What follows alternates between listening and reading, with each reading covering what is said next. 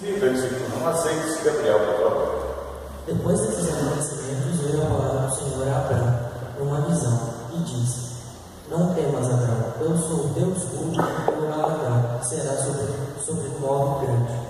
Respondeu Abrão: Senhor Deus, que me haverás de necessidade, se continuo sem filhos, e o herdeiro da minha casa é Damasceno e Guerra? Disse mais Abrão: A mim não me concedeste descendência, e um servo nascido na minha casa será o meu herdeiro. A isto respondeu logo o Senhor, dizendo: Não será este o teu herdeiro, mas aquele que será gerado de ti será o meu herdeiro. Então conduziu até fora e disse: Olhe para os céus e conta as estrelas, se é que podes.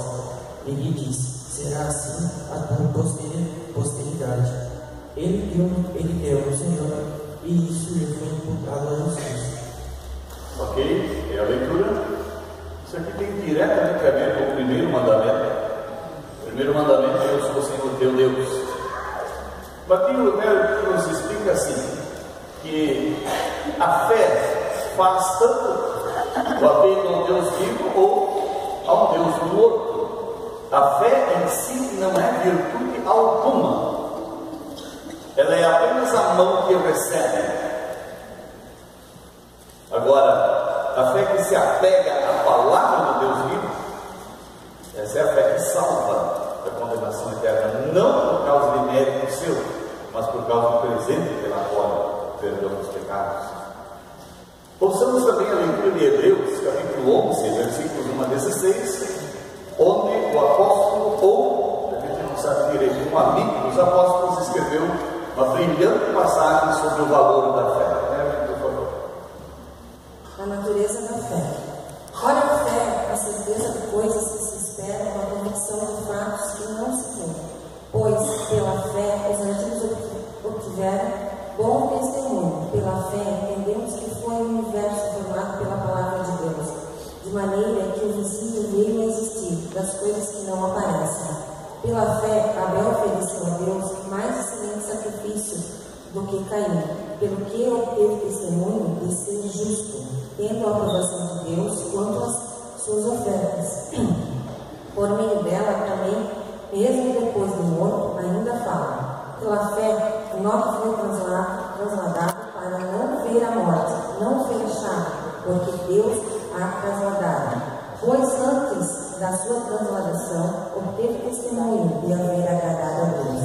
De fato, sem a fé é impossível agradar a Deus, porquanto é necessário que aquele que se aproxima de Deus creia que Ele existe e que se torna galardador dos que buscam. Pela fé, Noé, divinamente instruído acerca de acontecimentos que ainda não se viam, e sendo temente a Deus, aparelhou uma arca para a salvação da sua casa, pela qual condenou o mundo e se tornou herdeiro da justiça que vem da fé. Pela fé, Abraão, quando chamado, obedeceu a fim de ir para um lugar que devia receber pela herança e partiu sem saber aonde ia. Pela fé, peregrinou na terra da promessa como em terra alheia, habitando em tendas de Isaque e Jacó, herdeiros com ele da mesma promessa, porque aguardava a cidade que tem fundamentos, da qual Deus é arquiteto e edificador. Pela fé também a própria Sara recebeu poder para ser mãe, não obstante avançado da sua idade, pois teve por fiel aquele que lhe havia feito a promessa. Por isso também de um aliás já amortecido, saiu uma prosperidade tão numerosa como as estrelas do céu, e inumerável como a areia que está na praia do mar. Todos esses morreram na fé, sem ter obtido as promessas, vendo-as, porém, de longe, e saudando-as e confessando que eram estrangeiros e peregrinos sobre a terra. Porque os que falam desse modo manifestam estar procurando uma pátria. E se na verdade se lembrassem daquela de onde saíram, teriam oportunidade de voltar. Mas agora aspiram a uma pátria superior, isso é celestial. Por isso Deus não se envergonha deles, de ser chamado de seu Deus, porquanto lhes preparou uma cidade. Muito bem, esta é a leitura da Epístola.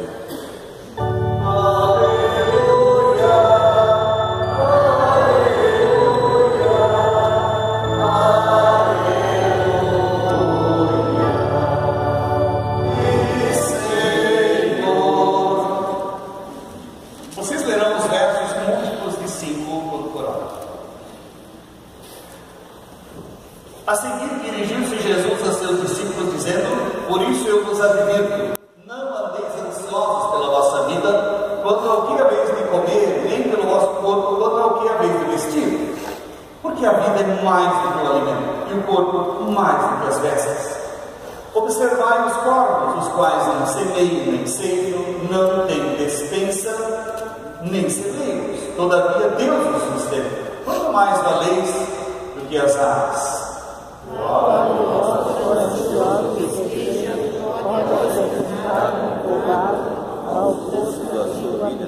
Se portanto nada podeis fazer contra as coisas mínimas, por que andais ansiosos pelas outras? Observai os lírios, eles não fiam nem tecem.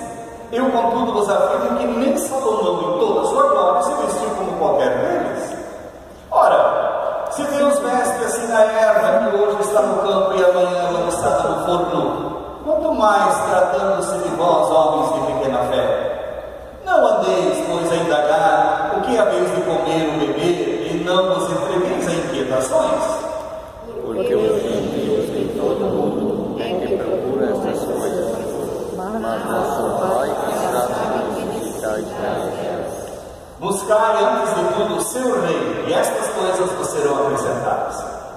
Não temais, ó pequenino rebanho, porque vosso Pai se agradou em dar-vos o seu reino. Vendei os vossos bens e dai esmola. Fazei para vós outros bolsos que não desgastem, tesouro inextinguível nos céus, onde não chega o ladrão, nem a traça consome. Porque onde está o vosso tesouro, aí estará também o vosso coração. Bendito esteja o vosso corpo e aceitas as vossas candeias. Sede vós semelhantes a homens que esperam pelo seu Senhor, ao voltarem das festas de casamento, para que quando vier e bater a porta, logo lhe abram. Bem-aventurados aqueles servos a quem o Senhor, quando vier, nos encontre vigilantes. Em verdade nos afirmo que ele há de sentir-se, dar-lhes de dar a mesa, e aproximando-se, o servirá. Quer ele venha na segunda vigília, quer na terceira, bem-aventurados serão eles, se assim nos acharem. Sabem, porém, isto: se o pai de família soubesse a que hora havia de vir o ladrão, vigiaria e não deixaria arrombar a sua casa. Ficai também vós apercebidos, porque a hora em que não cuidareis, o Filho do Homem virá. Assim termina o Santo Evangelho. Glórias a ti, ó Cristo. Querido povo de Deus, Cristo no Evangelho aqui nos faz pensar sobre em quem nós devemos nos fiar. Se é em nós mesmos ou se é na palavra de Deus. Primeiro mandamento: eu sou o Senhor teu Deus, não terás outros deuses diante de mim. O que significa que devemos temer e amar a Deus e confiar nele acima de todas as coisas. Cristo começa perguntando o que é mais importante. E aí ele pergunta mais: você, por mais preocupado que esteja, pode acrescentar um côvado, ponta do dedo até o cotovelo, um côvado, a extensão da sua vida ou a sua altura? Uma rainha estava no leito de morte, com riquezas que ela deveria deixar para trás, e ela dizia aos que cuidavam dela: eu dou milhões para ter mais um pouco de vida. Eu dou milhões. É que ela apostara a sua vida nas riquezas, no poder. Em vez de ter usado as suas riquezas, o seu poder, para a glória de Deus, ela poderia partir em paz. Mas lá estava ela lutando, achando que agora, mais uma vez, o dinheiro podia valer. Assim, há 5 anos, em maio, eu estava em estado grave no hospital.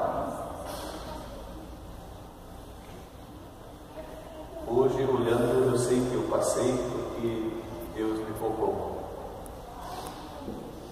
As pessoas olhavam para mim e pediam: o que o senhor tem? O senhor não parece doente. Eu tive que dizer: eu tenho trombose. Se um coágulo sair da minha perna e se alojar no pulmão, eles vão tentar me salvar da UTI. As enfermeiras chegavam e diziam: seu filho, seu estado é grave. Amanhecendo no segundo dia do hospital, eu fiquei 9. Dia anterior eu tinha explicado para um dos curiosos que estava cuidando de uma pessoa. Expliquei: olha, eu tenho trombose, o caso é muito sério. No dia seguinte veio mais um senhor para cuidar do seu filho na enfermaria. E ele então pergunta ao senhor a quem eu tinha explicado o meu estado. Ele perguntou assim, ao pé da minha cama, às 6 horas da manhã, perguntou para o outro: esse grandão aí, o que ele tem? Aí o curioso do dia anterior saiu assim lindamente para me defender. Eu estava, parecia dormindo, mas já estava com os 2 olhos e os ouvidos apostos. Aquele senhor simplesmente explica para o amigo recém-chegado assim: esse aí tem trombose. Isso aí é só um coágulo sair da perna dele e ir para o pulmão, crau.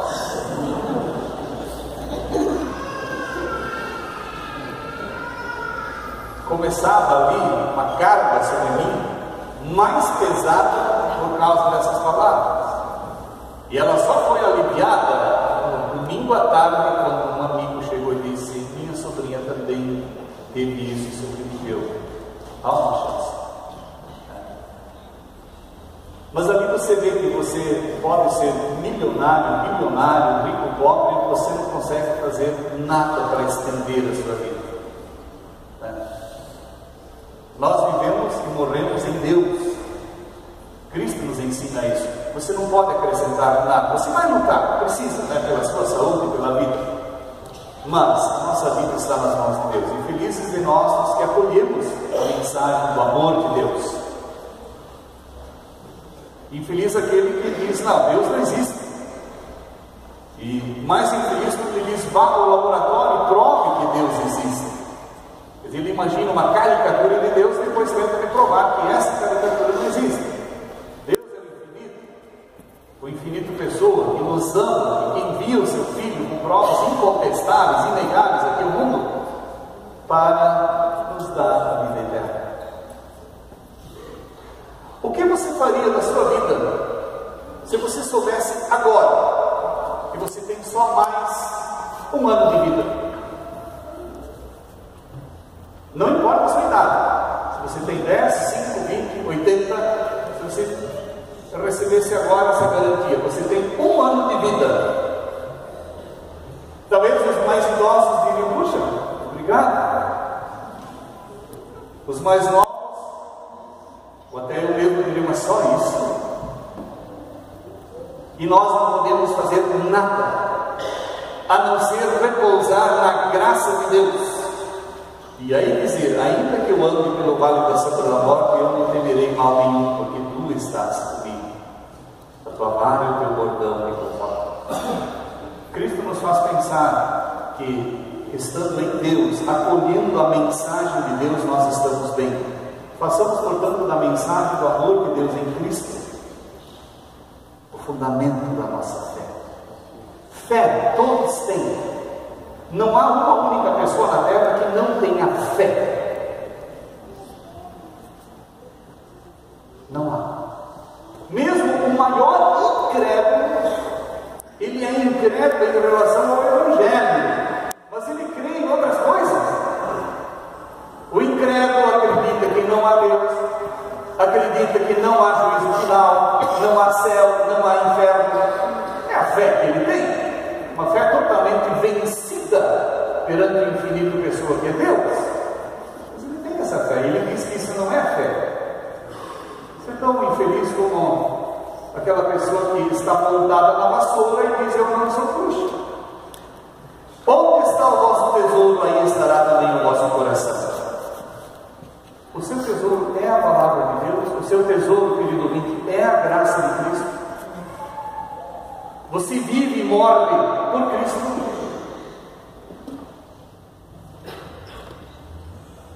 Onde está o vosso tesouro, aí estará o vosso coração. Como dizia Lutero, a fé por si só não é nada, porque ela ou se apega a Deus, e aí tem o que Deus promete já, ou ela se apega a um ídolo, a um Deus falso, e ela não tem nada.